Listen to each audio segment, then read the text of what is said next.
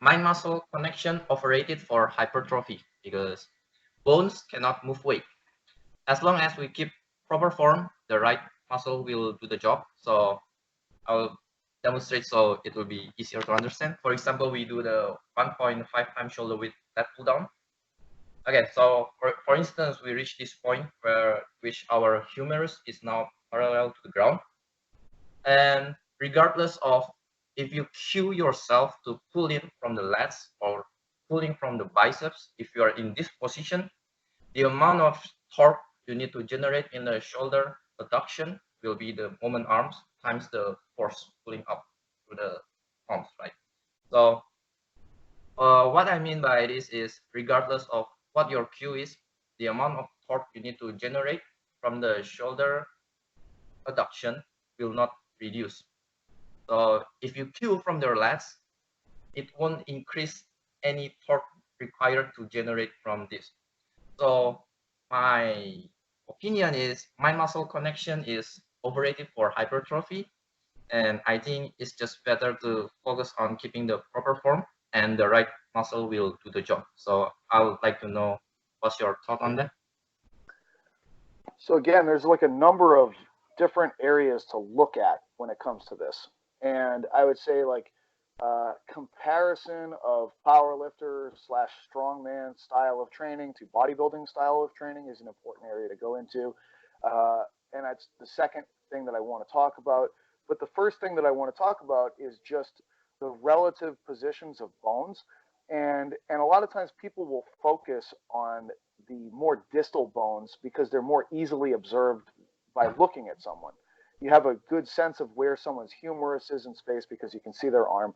It gets more challenging to try to imagine or understand the positioning of the more proximal bones, such as the scapula.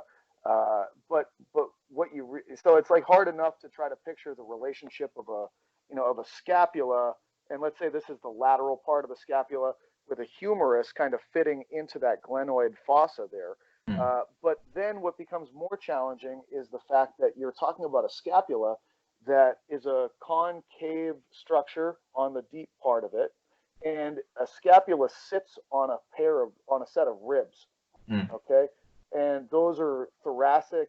They're going to connect to the thoracic spine.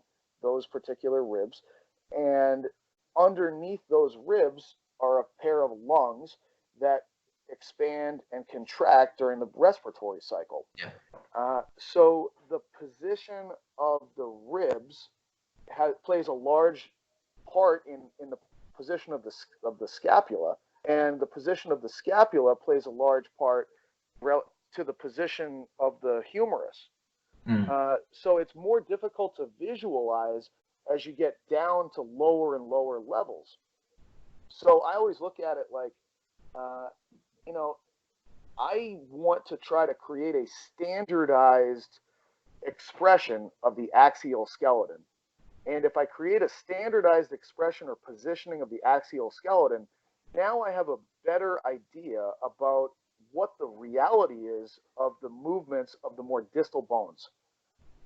So step one for me is, how do I put someone in a position where and it's, so when I'm thinking about like ribs, the position of the pelvis plays a part in the relative position of the ribs.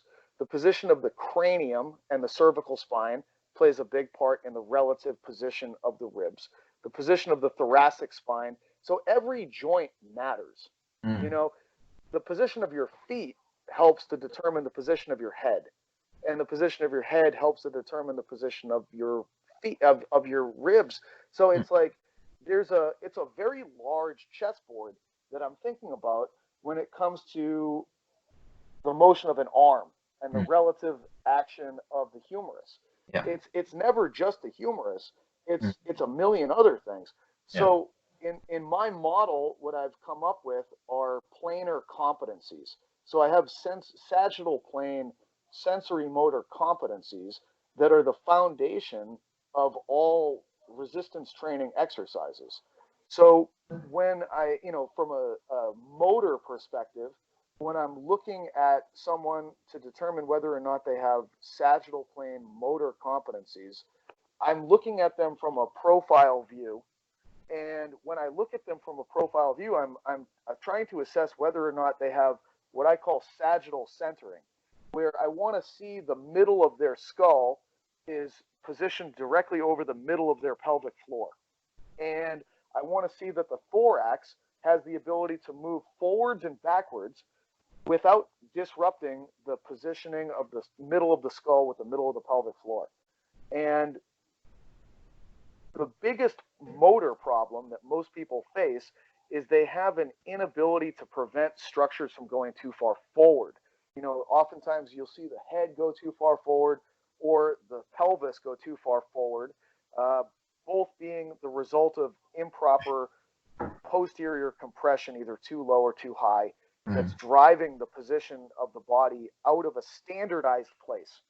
Okay, so if I have a standardized skeleton and I'm moving the arms and the legs, it gives me a better predictive place to say that a certain muscle is actually moving the arm or the leg through space as the primary recruited tissue.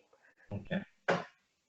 When the position of the axial skeleton is changed and there's a deviation from that standardized place, there's a much lower probability that it's the tissue that you think that's now acting as the prime mover. Maybe it is, maybe it isn't. I don't really know. Okay. So it's like, you know, when I'm describing this to people, I always tell them, you know, it's really hard to putt a golf ball into the hole on the green. Okay, it's very challenging. And that's how I look at like trying to get a person that I'm working with to use the right muscle to move the right joint at the right time and space. Okay. But you know what's even more challenging is being put on a golf green with a blindfold on, and somebody hands you a putter and a ball, and they say, putt it in the hole. And you say, I don't even know where the hole is. I have no idea. When I take the axial skeleton and I put it in a standardized place, that's the equivalent of me trying to putt the ball into the hole when I can see the hole and I have a good idea. Okay. When I don't have a standardized axial skeleton, it's the equivalent of being blindfolded and having no idea where the hole is.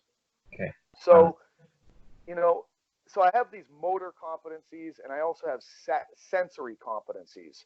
Okay. Like you know that you're in the right position with your axial skeleton if you feel the abs firing and you feel either the hamstrings or the glutes firing, to be able to maintain the pelvis being under the thorax, being under the skull. So that's kind of like my approach to that. Okay. is to say that. And once I know that I've standardized the axial skeleton's position, then I'm in 100% agreement with you that it's all joint actions, and me trying to tell you to focus on one muscle or the other doesn't make a damn bit of difference. The tissues should do what they should do.